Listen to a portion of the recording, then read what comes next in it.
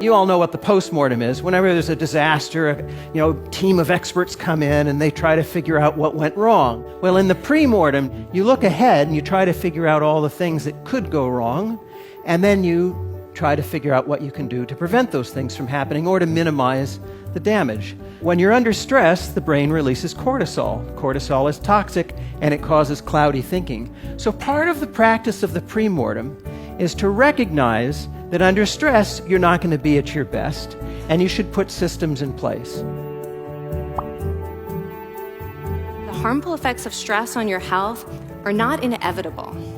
How you think and how you act can transform your experience of stress. Now, that is exactly what participants were told in a study conducted at Harvard University. Before they went through the social stress test, they were taught to rethink their stress response as helpful. That pounding heart is preparing you for action. If you're breathing faster, it's no problem. It's getting more oxygen to your brain. And participants who learned to view the stress response as helpful for their performance, well, they were less stressed out, less anxious, more confident. But the most fascinating finding to me was how their physical stress response changed. Their heart was still pounding, but this is a much healthier cardiovascular profile.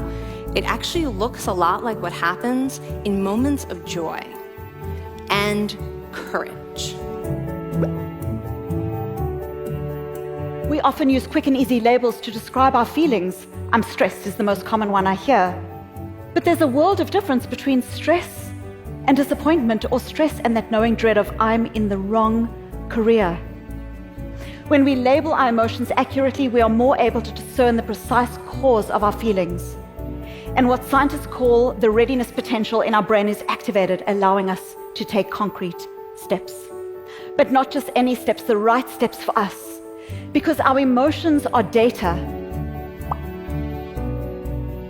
The opposite of a stressed and wandering mind is a mindful one.